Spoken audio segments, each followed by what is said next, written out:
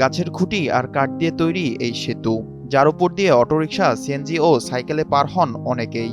হেঁটেও সেতু পার হওয়া যায়, বলছে চট্টগ্রামের ফটিকছড়ির দাঁতমারা ইউনিয়নের ৮,০০০-এরও বেশি মানুষের চলাচলের একমাত্র ভরসা নরবরেক কাঠের সেতুটির কথা।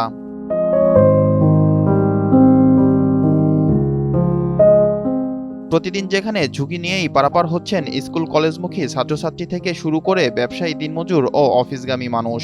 ৫০ ফুটের মতো দৈর্ঘ্য ও ৬ ফুট প্রস্থের সেতুটিতে নিয়মিতই দুর্ঘটনা লেগে থাকে। প্রতিদিন বিভিন্ন যানবাহন চলাচল করলেও এটির অবস্থা নাজুক।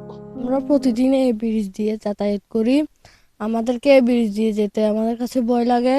তা সরকারের কাছে আমরা এই ব্রিজটা যেন মেরামত করে দেয়। আমরা দীর্ঘ ১০-১২ বছর ধরে এই ব্রিজটা দিয়ে যাতায়াত করতেছি, স্কুলে যাচ্ছি, কলেজে যাচ্ছি, বাট এখানে কোনো উন্নয়ন হচ্ছে না। দেখতেছি ছোটোবেলা থেকে এটা কাঠের ব্রিজ, আর এখানে অনেক ভয় হয়, দুর্ঘটনাও ঘটে বিভিন্ন সময় প্রায়, কিন্তু এখানে কোনো কিছু পরিবর্তন হচ্ছে না। পরিবর্তন হবে হবে বলে হচ্ছে না। এখান দিয়ে অনেক অ্যাক্সিডেন্ট হয়, মোটরসাইকেল পড়ে যায় খালের ভিতরে। আমার গাড়ির থেকে একজন বাচ্চা পড়ে গেছে। বিগত অনেক দিন ধরে অবহেলিত ব্রিজটি, আসলে যাতায়াতে অনেক সমস্যা, ঝুঁকিপূর্ণ অনেক। প্রতি বছর ক্ষুদ্র বাজেটে গাছের খুঁটি ও কাঠ দিয়ে সেতুটি মেরামত হলেও স্থায়ী সমাধানে পাকা ব্রিজের দাবি স্থানীয়দের। তবে বিষয়টি স্থানীয় সংসদ সদস্যের নজরে আছে বলে জানান স্থানীয় এই বাসিন্দা।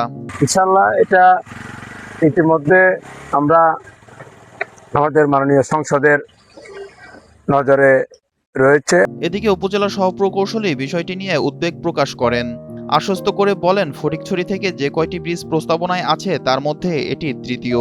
এটা একটা গুরুত্বপূর্ণ ব্রিজ রোড, এখানে প্রতিদিন হাজার হাজার মানুষ চলাচল করে স্কুলগামী, তারপর মোহাম্মদ শরীফের জন্য আসলে খুবই করুণ এবং জটিল, অনেক সময় জটিল পরিস্থিতির মধ্যে পড়তে হয় বাচ্চা কাচ্চাদের। আমরা গণপ্রজাতন্ত্রী বাংলাদেশ সরকার বর্তমানে দেশব্যাপী গ্রামীণ সড়কে গুরুত্বপূর্ণ ব্রিজ নির্মাণ শীর্ষক প্রকল্পের একটা ডিপিপি করতেছে, প্রায় এটা ৪,৫০০ মিটারের একটা প্রজেক্ট। তবে উপজেলা নির্বাহী অফিসার জানান শীঘ্রই সরকারি প্রকল্পের মাধ্যমে এখানে পাকা ব্রিজ নির্মাণ করা হবে।